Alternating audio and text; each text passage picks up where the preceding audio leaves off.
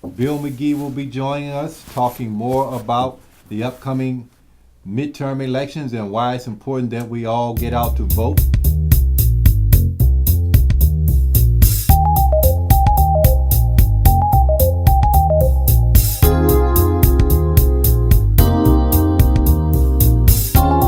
So, John, I'm joining you again to have a discussion. And we were originally talking about what the percentages are during the midterms, usually, the normal. And the last time, in 2014, it was about 38%. The time before that was 40. We had a lot of young African American people fall off who had voted for President Obama. And they just didn't see a need to vote in the midterms. It disturbed me greatly because that's what I heard today even solidified how in 2014 the Tea Party solidified their grip on the House, and that's when David Bratt beat out Eric Cantor in the primary, and it was eventually elected representative for that district. Now the district is District 7, and we've got Abigail Spanberger running against Dave Bratt, and she's doing a fantastic job. They had a debate the other night, and he kept trying to tie her in to Nancy Pelosi.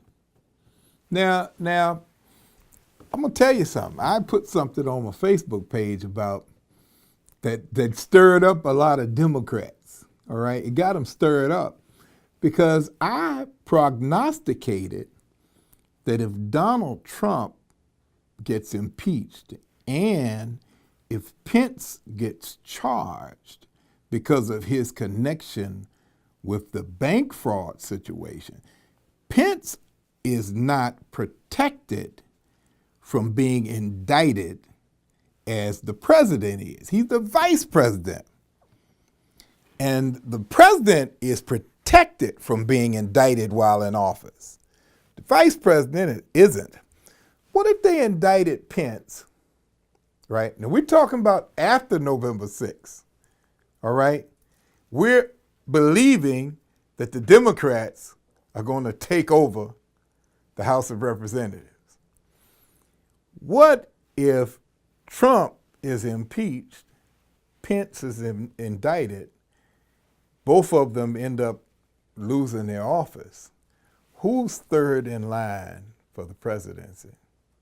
The Speaker of the House.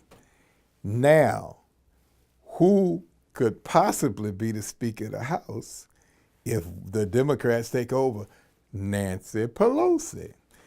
She is the replacement of Hillary Clinton as the boogeyman, the political boogeyman.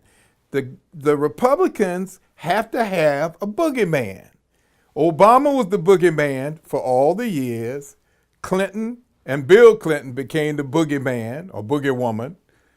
And now they're going to Pelosi. You see what I'm saying? So when I put it out there, I said, well, it's a possibility Nancy Pelosi could be the first woman president in the United States. All the Democrats were like, no, don't say that. Don't talk about that. You're going to get all these Republicans all riled up because when you say Nancy Pelosi, I heard it today on POTUS, on Sirius XM. When you say Nancy Pelosi, they attach liberal, California, sanctuary cities. They try to throw everything in the book, welfare, Medicare, Medicaid, expand Obamacare. They want to tie all of that to Nancy Pelosi being a liberal. So back to Abigail Spanberger. She, first of all, has taken the moderate stance and says, look, I'm not one of Nancy Pelosi's people. You know, that's what she does. But I was born and raised in Henrico and taught to serve.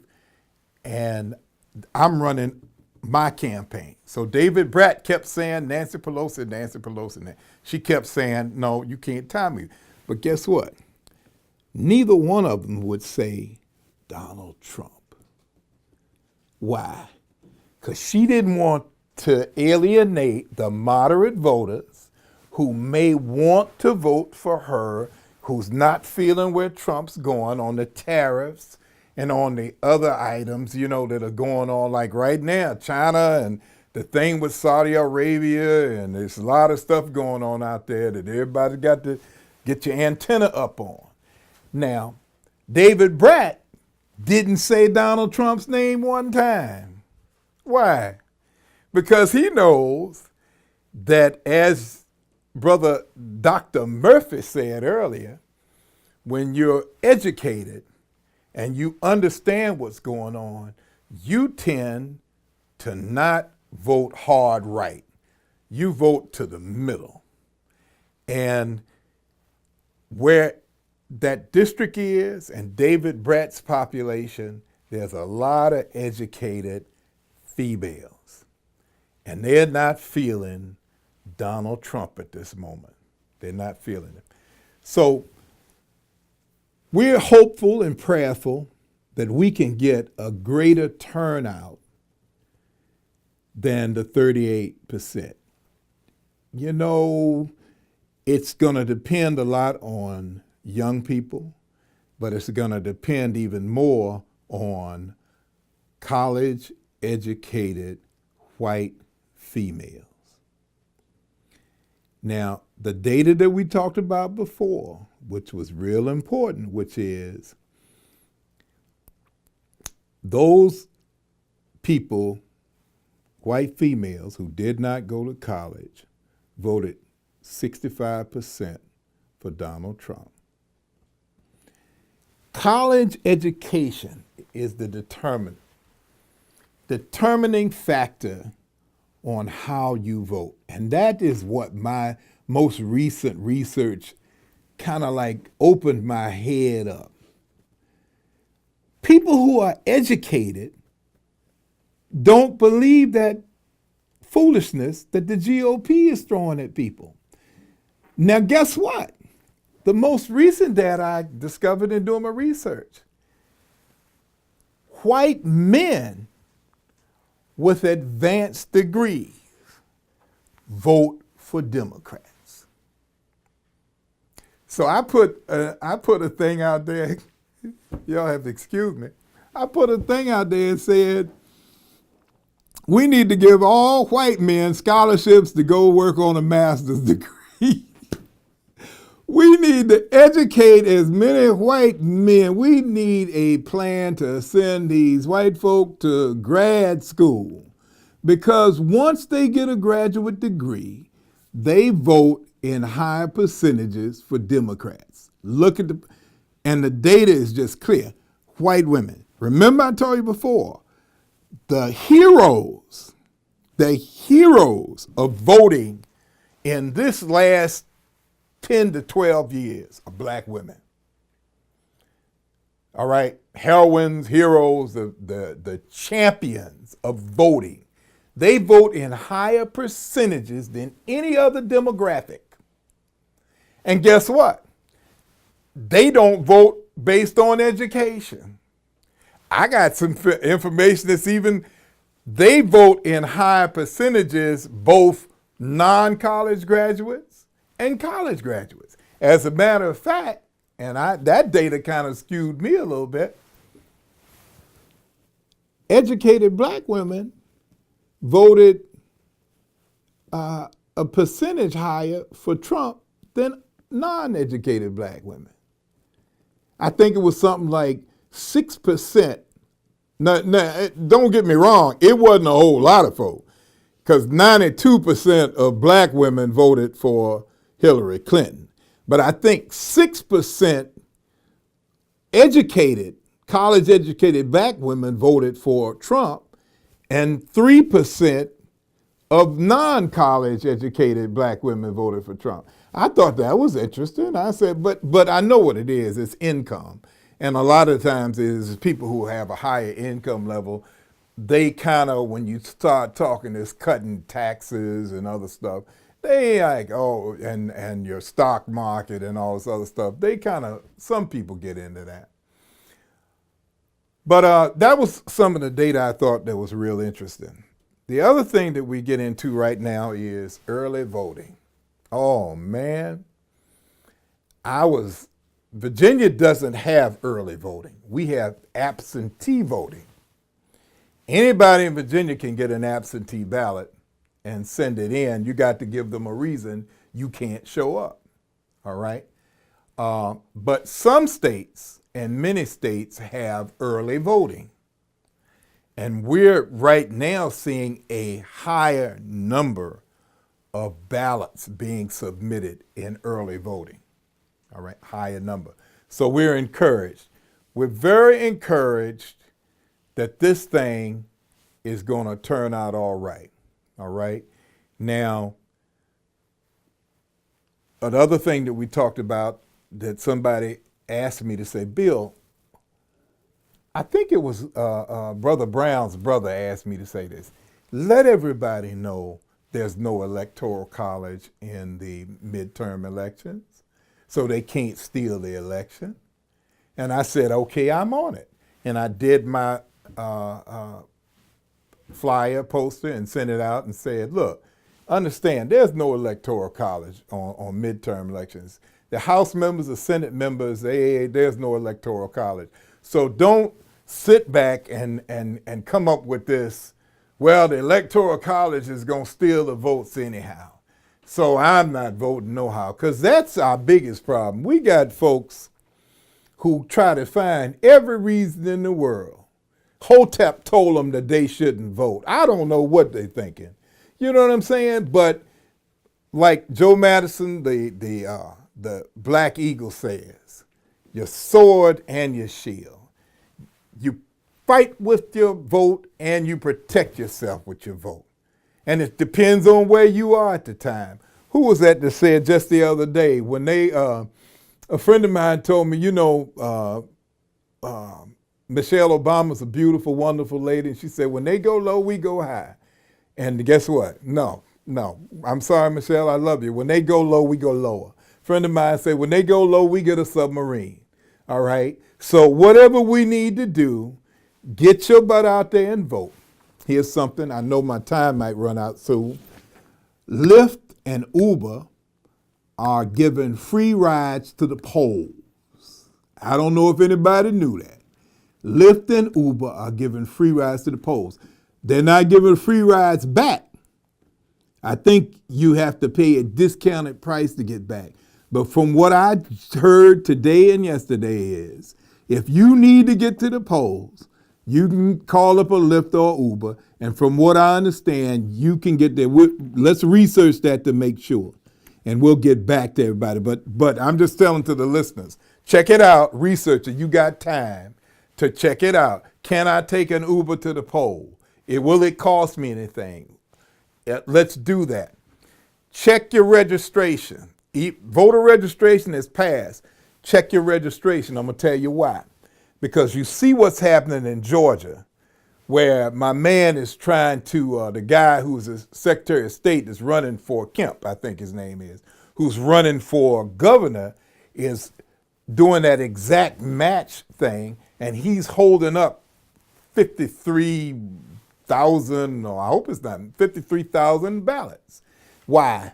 Because somebody left a hyphen out of their name on the driver's license that's on their voter registration. And it's not an exact match. Voter suppression is rampant in this country. And anything they can do to keep you from voting, they will do it. Somebody told me the other day, why would anybody steal something that's not valuable? They're trying to steal your vote. And why would they steal it if it's not valuable? Because they understand the value of people voting. You understand what I'm saying? They understand that value. So they try to steal it. They'll steal it through voter suppression.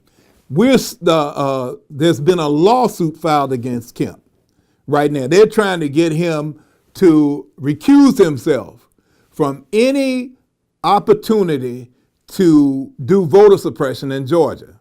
Stacey Abrams stands a great chance of winning in Georgia. And I encourage my Georgia friends and my Florida friends and people who do that, y'all take grandma to the, if you got to put the wheelchair in the back of the car, take grandma to the polls. Everybody's got to go to the polls because you can turn this country around. It's not too late. But if we blow it on November the 6th, I done already told you my Plessy versus Ferguson theory and my James Crow Jr. Esquire theory, where Jim Crow is now James Crow Jr. Esquire. And he's doing everything he can to keep and put us back into the Plessy versus Ferguson era. All right? So we lost that Kavanaugh situation. And I tell my people who didn't go vote in 2016, you didn't understand what the ramifications were. You didn't understand that we vote to keep the Supreme Court at least balanced, if not over to the left. But it has to be balanced.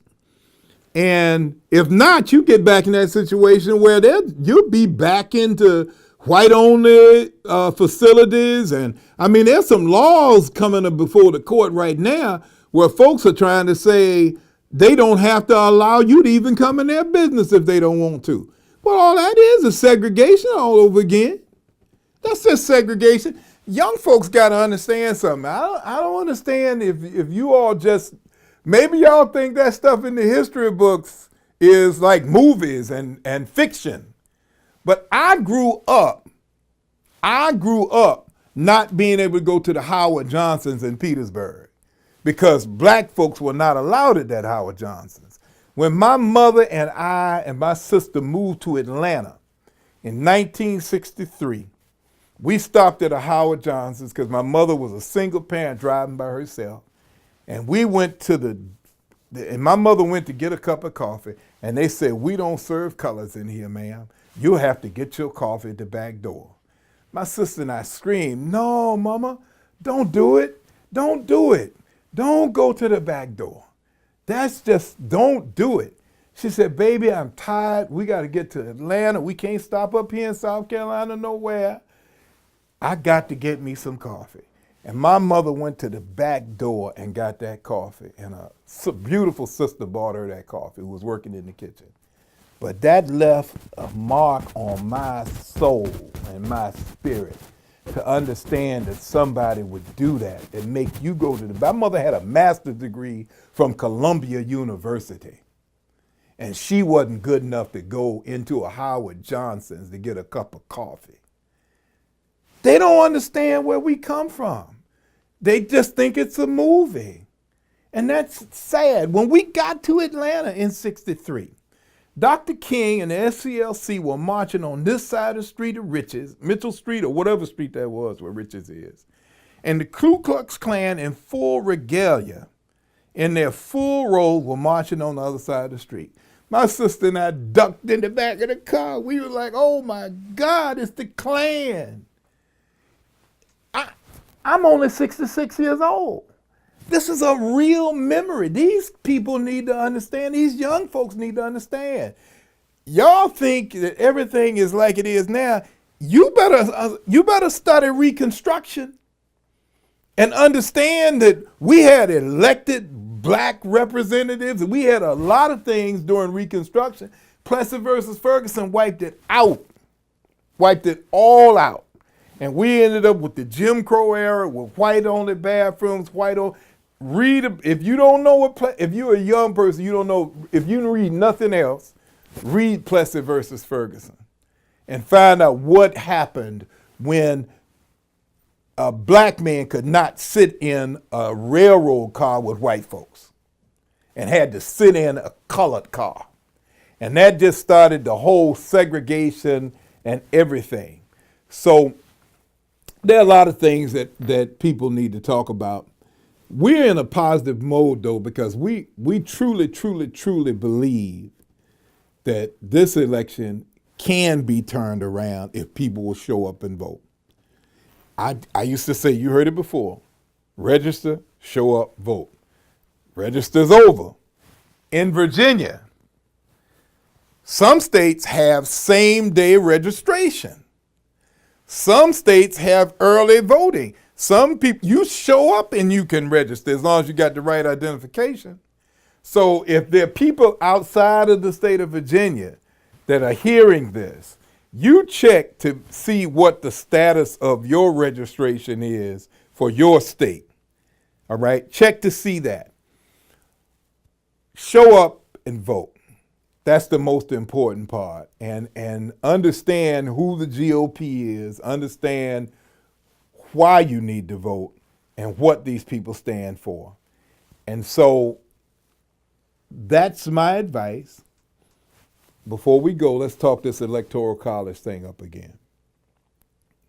A friend of mine, a brother from down south, I keep telling him that young folk didn't show up to vote and 93 million people did not vote at all.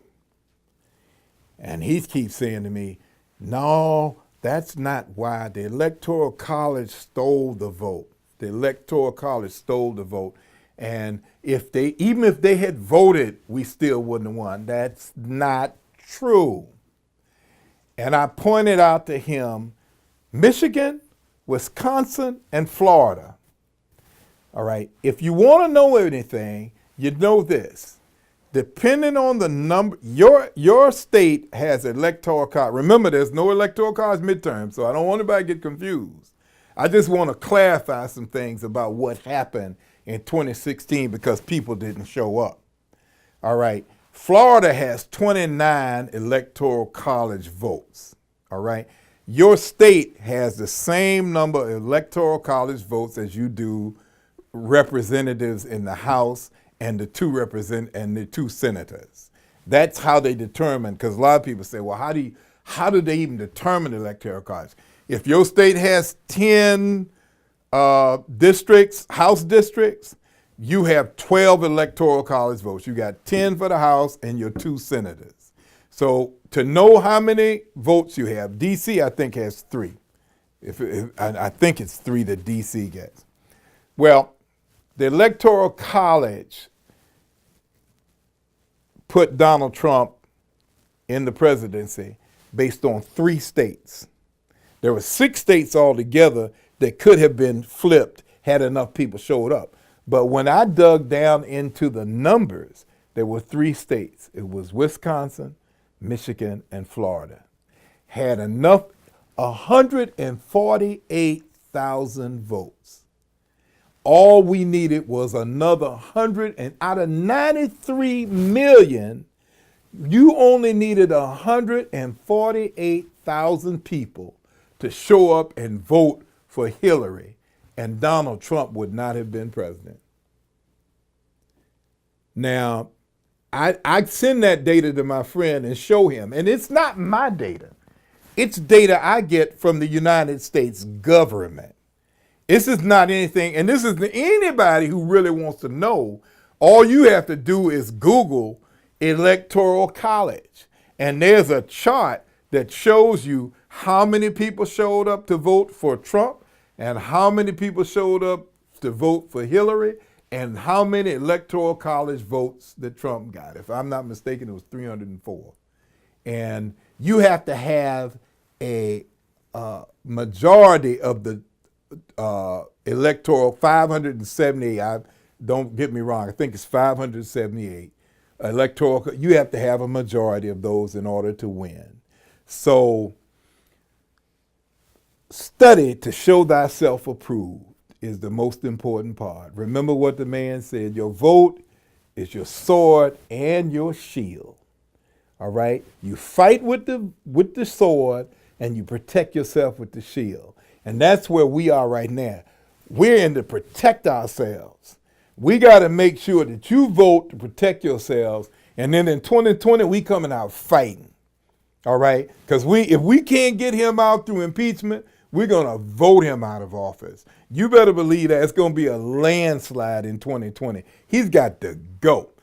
And the only way he goes is if people show up. People got to show up. And that means all young folk and all demographics who want to see this country prosper. So I'm going to leave you with that. I thank you very much, and hopefully I'll get a chance to talk to you again. Thank you.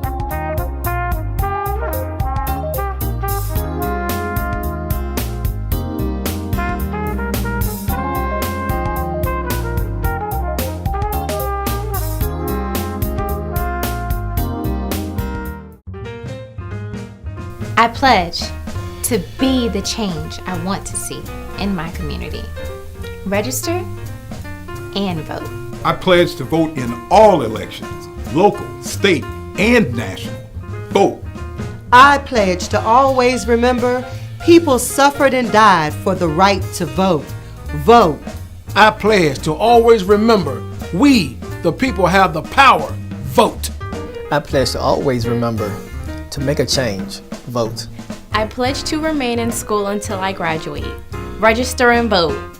I pledge to remain a law-abiding citizen and protect my right to vote. I pledge to always demonstrate respect for myself and others. Vote. I pledge to get out the vote. I took the Get Out the Vote pledge. What about you? Vote. Take the pledge. Take the power.